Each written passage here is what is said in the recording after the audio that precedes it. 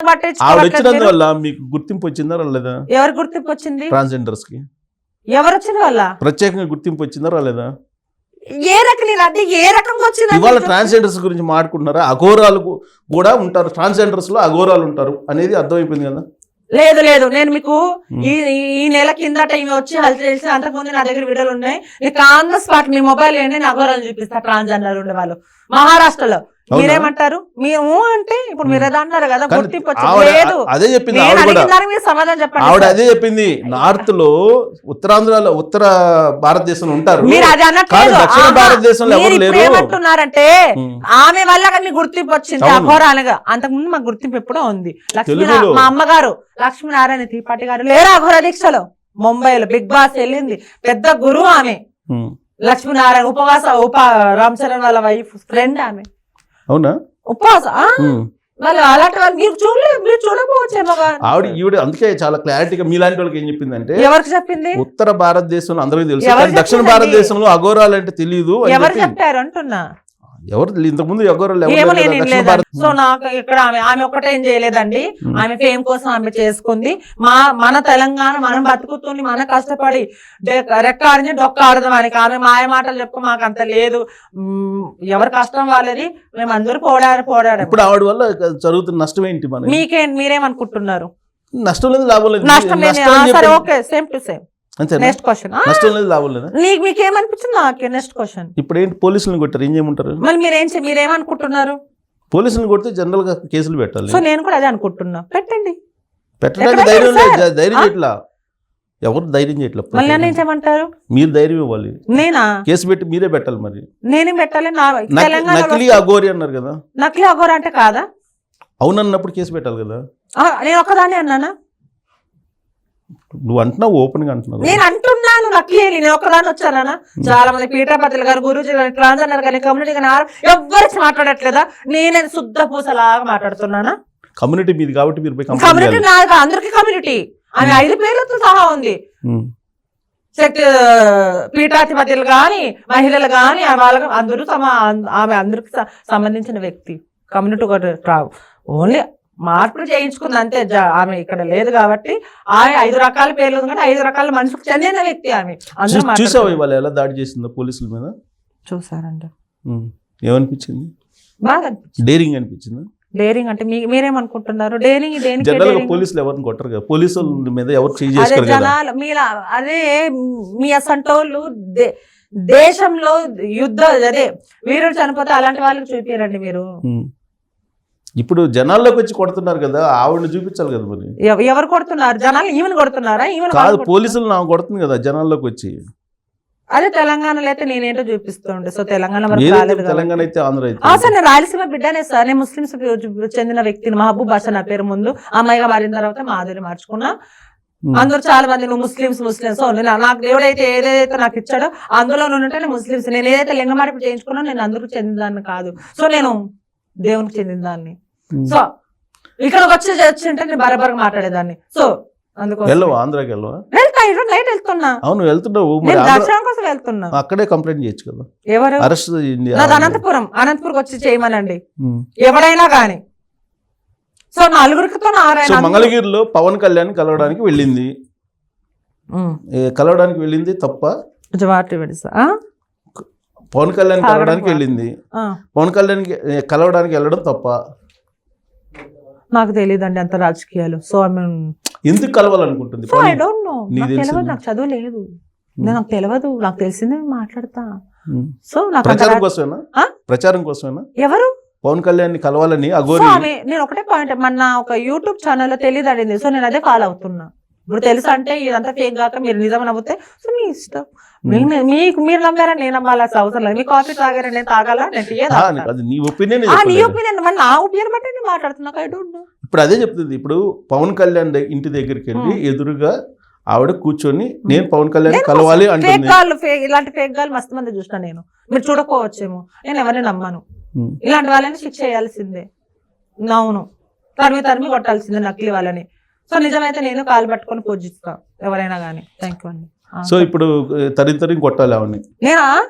నేను ఒకదాన్ని తరిమి అంటే ఇలాంటి వాళ్ళని అంటున్నా. అందరినీ దొంగ వేషాలు, ఆమె ఒక్కదానే కాదు దొంగ వేషాలు వేసుకుని వచ్చిన వాళ్ళు. మరి హైదరాబాద్ మొన్న వచ్చింది కదా, వెళ్ళలేదా కొట్టడానికి వెళ్ళలేదా? నాకు అదే పని ఉందా?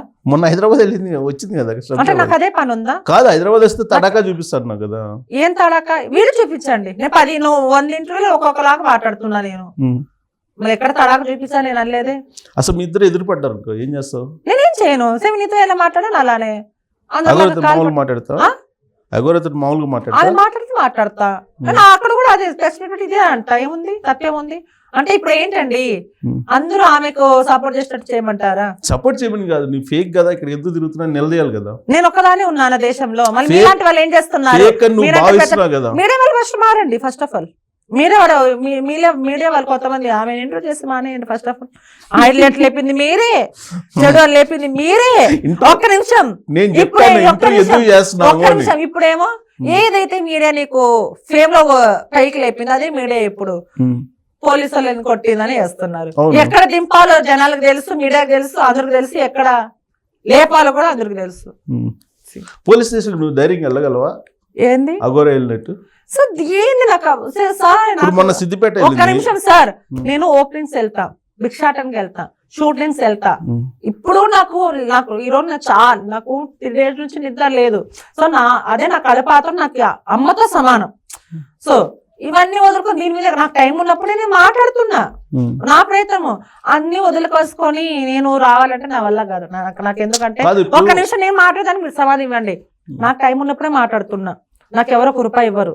మళ్ళీ డబ్బులు రానప్పుడు అంటే అక్కడ మనము ఇంత యుద్ధం చేస్తున్నా గానీ అక్కడ మనకి కింద మాట్లాడుతూ ఏదో మనకి ఎందుకు? నా ప్రయత్నం ఏంది, ఈ రోజు రాకూడదు అనుకున్నా. సో ఆయన ఏమన్నారంటే, మాధురి మీరు ఇన్ని ఇంటర్వ్యూలు ఇచ్చింది ఒక ఎత్తు, ఈ రోజు పోలీసు వాళ్ళు కొట్టింది కదా, మళ్ళీ మీరు ఇవ్వకుంటే మీరు ఇన్ని రోజులు మాట్లాడింది మళ్ళీ టైం అవసరానికి వచ్చిన మాట్లాడితే కదా. సో నాకు అక్కడ నచ్చింది, పాయింట్ నచ్చింది కదా. మరి ఇప్పుడు పోలీసు వాళ్ళని కొట్టింది ఆవిడ, ఏం చేయాలి సార్? 10 మంది వచ్చి మాట్లాడితేనే సార్ నేను కూడా చేయగలను. నా వరకు నేను ఉద్యమం చేస్తున్నా సార్. ఒక్క నిమిషం, నేను 5,000 సంపాదించుకుంటా, 5,000, 2,000, 10 మంది కనుక ఊరంతా పెట్టా అంటే ఎట్లా పెట్టగలను? అసోసియేషన్ ఉందా ఎవరికి? మీకు ట్రాన్స్జెండర్స్ అసోసియేషన్ ఉంది కదా సార్? అది ఉంది కదా, ఉంది. మరి దాని వైపు నుంచి ఒక కంప్లైంట్ చేయొచ్చు కదా. సో ఇది మాది ఒక సమస్య కదా, మీకు ఒక సమస్య కూడా, అందరి సమస్య ఉంది. అందరి సమస్య పేరు అందరు కలిసి కంప్లైంట్ చేయాలంటారా? పోరాడదాం. అది కంప్లైంట్ ఇద్దామా లేదా అనేది చట్టం చేతిలో ఉంది, పోలీస్ చేతిలో ఉన్నారు, ఏ వాళ్ళు ఉన్నారు కాబట్టి. సో మనమంతా మనం మీరైతే మీకు సపోర్ట్ చేస్తున్నారేమో. సో మీ దృష్టిలో ఒక్క నిమిషం, మీ దృష్టిలో ఆమె ఏమో మీకు అద్భుతాలు ఏమైనా చేసిందేమో, మళ్ళీ ఆమె ఎవరికి డబ్బులు ఇచ్చి కొనుక్కుందో ఏ ఛానల్లో నాకు తెలియదు, కానీ నాకు తెలియదు చేసినట్టు ఏమో. అందుకు చాలా మంది మాట్లాడుతున్నారు ఆమె సపోర్ట్ కదా. ఇంటర్వ్యూ పిలిచి అవమానం లేదు, ఇంటర్వ్యూ పిలిచి అవమానం అంటే ఇట్లానే చేస్తారు నన్ను. i20 కారు లేదు, టాపిక్ డైవర్ట్ చేయకండి సార్. నేను అడిగిన సమాజం చెప్పండి. ఇంటర్వ్యూ పిలిచి ఇదే అవమానం చేశారు చాలా మంది. సో అనుకుంటే మీరు అవమానం చేసి ఇప్పుడు ఇదే ఇంటర్వ్యూకి పిలుస్తారు, ఏదో పనులని అనుకొని పిలుస్తారు. ఒక్క నిమిషం చెప్తుందండి, అవమానం అంటే ఇదే ఆమెకు సపోర్ట్ గా మాట్లాడము. అలాంటప్పుడు నేనెందుకు? ఒక్క నిమిషం, అలాంటప్పుడు చాలా మంది ఉన్నారు కదండి. సపోర్ట్ కాదు కదా, ఉన్నది ఉన్నట్టు చూపిస్తున్నాం. సపోర్ట్ ఎక్కడ చేస్తున్నాం? ఇప్పుడు మీ అభిప్రాయం చెప్పారు, దాన్ని కూడా గౌరవించాం. మీరు ఎలా అంటున్నారంటే మీరే చేయొచ్చు, నా వల్ల ఒక్కటే అవ్వదు. ఎందుకంటే నాకు చాలా ఉన్నాయి, నేను లేని వాళ్ళకి పెడుతుంటా. ఒకరి నాకు చాలా ఉన్నాయి. నాకు టైం వచ్చినప్పుడు ఇంటర్వ్యూలు ఇస్తా, నాకు టైం వచ్చినప్పుడు. సో నేను ఒక్కదాన్నే కాదు కదా, నాకు వెనకలకు చాలా మంది ఉన్నారు. చాలా మంది వాళ్ళందరికి వచ్చాను ఏం మాట్లాడదు నలుగురితో నేను కూడా. ఇప్పుడు ఏంది, నేను అన్నవరం పోయిన మానేసి ఉద్యమం చేసుకోమంటారు ఈ రోజు? ప్రశాంత మొత్తం పక్కన పెట్టి చేయమంటారు అంటే ఉపవాసం ఉండమంటారు. డైరెక్షన్ బాధ్యతగా వ్యవహరిస్తున్నారు కాబట్టి ట్రాన్స్జెండర్స్ లో రకరకాలు ఉంటారు, చాలా మంది ఉన్నారు. వాళ్ళు కూడా ఉండండి, నాతో పాటు మాట్లాడిన 10 మంది ఉన్నారు వ్యక్తులని, 10 మంది ఉన్నారు. అఘోరాలు గాని, నాగసాధు గాని, శక్తి వాళ్ళందరినీ కూర్చోబెట్టి అప్పుడు నాతో మాట్లాడండి. నేను అప్పుడు మాధురి స్పెషల్ కదా, నేను స్పెషల్ ఎందుకు నేను అన్నా అన్నానా? నేను అనలేదు కదండి. నేను అంటున్నా మీ దృష్టిలో సమాజంలో ఉండే సమస్యల మీద పోరాడుతున్నారు కాబట్టి సమస్యల మీద పోరాడుతున్నారు. స్పెషల్ నేను ఎప్పుడు అనుకోను. స్పెషల్ మీరు అనుకున్నారు. Okay, I'm so happy. మాకు రెస్పెక్ట్ ఇచ్చినందుకు చాలా I love you so much. Thank you. కాదు, నేను అంటున్నాను కాబట్టి అదే రెస్పాన్సిబిలిటీ తోటి అక్కడ ఈ అసోసియేషన్ తీసుకు కంప్లైంట్ చేసేసి జైల్లో పెట్టించచ్చు కదా. చాలా మంది అదే అంటున్నా కదా, చాలా మంది ఉన్నారు కదా, చాలా మంది వస్తే నాకు అందుకే చెప్పి చాలా మంది చేయమంటారా నన్ను? చాలా మంది నేను ఎంతవరకు పోరు, నాకు చదువు లేదు, నాకు అంత తెలవదు. నిజం చెప్తాను. చదువు లేకుండా అంటే ఇప్పుడు చదువుకున్నాను నమ్మమంటారా? మా అమ్మ మా నాన్న చనిపోయేది మీద ఒట్టేసి చెప్తున్నాను. మీరు నమ్మారా? ఇంకా ఎవరి మీద ఒట్టే చెప్పండి. మరి ఇంత అవగాహన లేదు, నమ్మట్లేదా మీరు? అది మీకు వదిలేదు. లేదు, మా అమ్మ మా నాన్న చనిపోయి మీద ఒట్టే చెప్తున్నాను. నమ్ముతున్నాను, కానీ ఇంత అవగాహన ఎలా వచ్చింది? అది దేవుడు ఇచ్చిన వరం. అవునా కాదా? అన్ని రకాల సమస్యల గురించి మాట్లాడుతున్నాం, అన్ని మొత్తం స్పాంటేనియస్ గా రియాక్ట్ అవుతుంది. దిశ చనిపోయినప్పుడు నేను పోరాలేదా? వీడియో పంపిస్తాను. ఇక్కడ ఇవ్వండి సార్. నేను చెప్పేది మాధురి అంటే ఏదో పాయింట్ దొరుకుతుంది అనుకున్నారేమో మీరు. ఫస్ట్ ఫోన్ ఇవ్వండి. ఉండండి దిశ. మాధురి అంటే ఫైరా? నేను అన్నానా సార్?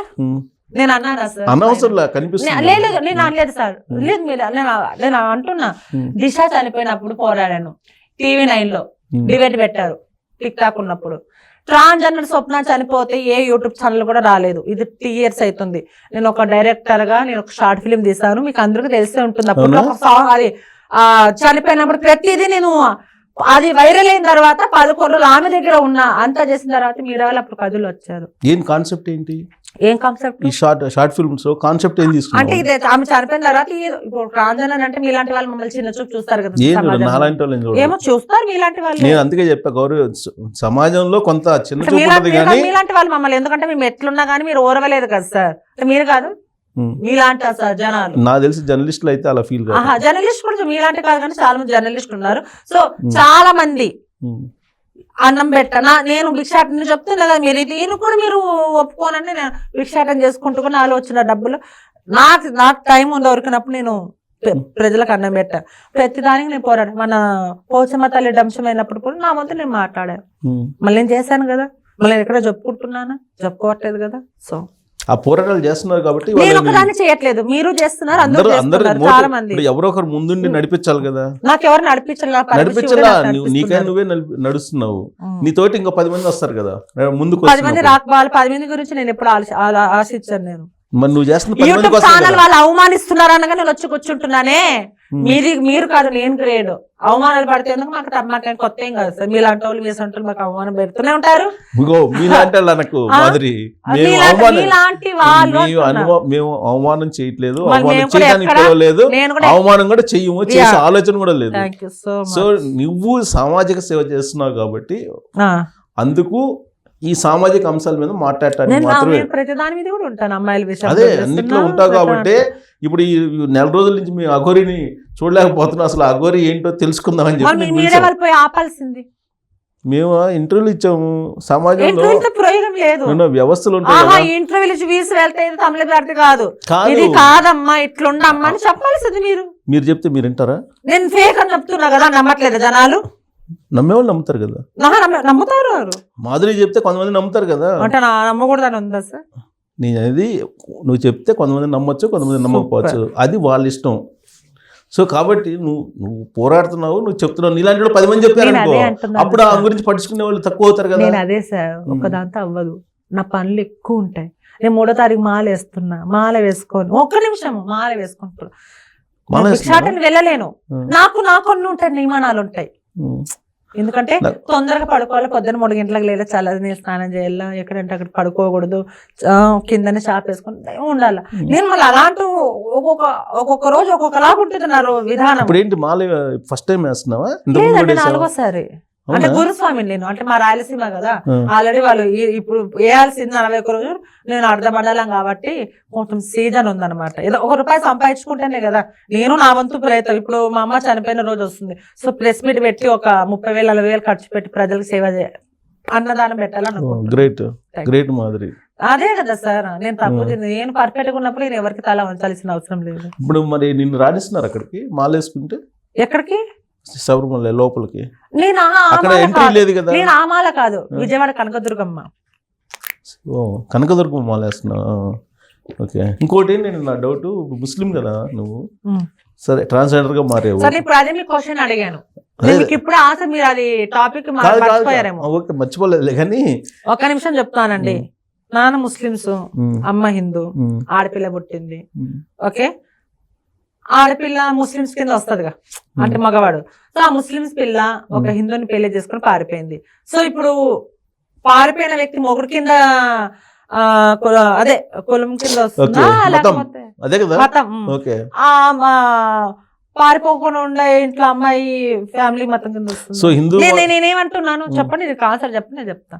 ఎప్పుడైతే లేచిపోయిందో మొగుడుతో, మొగుడే ముస్లిమ్స్ అమ్మాయి హిందూ అబ్బాయి కాబట్టి ఇప్పుడు ఆ అమ్మాయి హిందూనే. సో నేను ముస్లిమ్స్ అనే కాదని లేదు. సో నేను ఆడపిల్లలాగా అయిపోయాను. నా దేవుడు ఇచ్చింది నాకు, మా అమ్మ మా నాన్న ఇచ్చింది నేను పెట్టుకోలేకపోయాను. సో ఇప్పుడు ఇక్కడ ఏమైంది, దేవుడే నాకు. అదే అంటే భర్త గురించి అనట్లేదు, ఆడవాళ్ళ దాంట్లో భర్త అన్న.